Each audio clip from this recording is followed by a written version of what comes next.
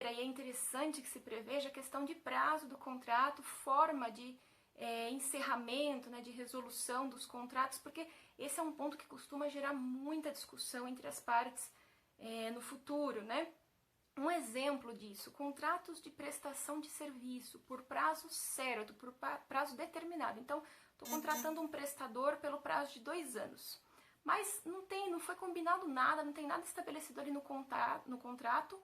Caso eu, né, contratante, resolva rescindir o contrato com esse prestador sem nenhuma justa causa, sem nenhum motivo aí.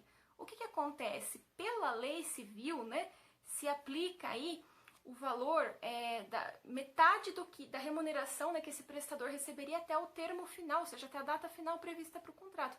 Muitas pessoas, inclusive, não sabem disso, né, acabam não prevendo nenhuma consequência, só que o contrato tem um prazo ali certo de tantos anos, tantos meses, e depois fica sujeita aí a essa consequência prevista na lei. Então, é possível que as partes aí estabeleçam uma forma diferente, de uma penalidade diferente no caso de rescisão, por exemplo, o valor de do preço mensal ali do contrato, enfim, algo diferente da lei, tá?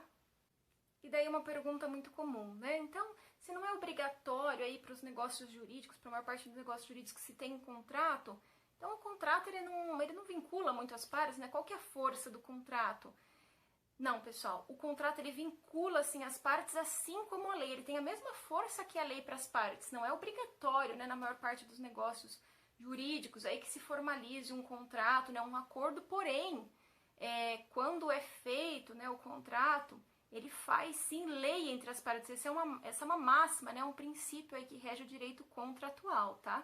Por fim, eu destaco aqui para vocês que não são todos os pontos que o contrato pode trazer de uma forma diferente da lei. Tem algumas disposições na lei que elas têm que se aplicar da forma como estão ali previstas, são o que nós chamamos de normas cogentes, né, que as partes não podem dispor de uma forma diferente. Então, o contrato ele tem que ser bem elaborado, tem que ser feito de uma forma que atenda aí a essas questões, né, tem que estar bem alinhado ali com também os planos, né, de existência, de validade, de eficácia do negócio jurídico, por isso que é importante, né, que o contrato seja bem elaborado. Novamente se valendo aí de um exemplo. Então, uma venda de um ascendente, por exemplo, um pai, para um descendente, um filho aí, sendo que existem outros descendentes, outros filhos no caso.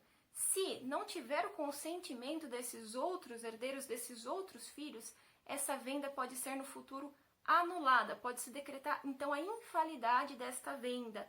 Veja como é importante observar aí as questões de validade, de eficácia que a própria lei traz, né? Se você faz um contrato, por exemplo, de venda de um veículo desse pai para o filho e não tem o consentimento expresso ali dos demais herdeiros, pode futuramente gerar o questionamento sobre a validade desse negócio, tá?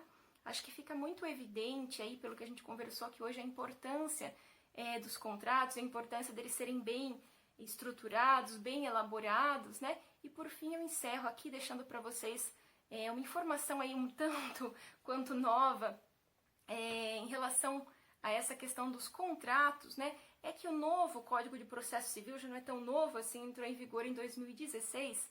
Ele trouxe uma figura muito inovadora, que ainda está sendo muito discutida e que já está sendo aplicada, inclusive na prática, que é o negócio jurídico processual. Veja, as partes podem dispor de muitas questões processuais, né, que antes estavam lá previstas no Código de Processo Civil, né? Então, numa eventual judicialização, surgiu uma discussão do contrato, se ajuizou uma demanda, as partes podem já previamente no contrato estabelecer algumas questões deste processo. Veja que interessante.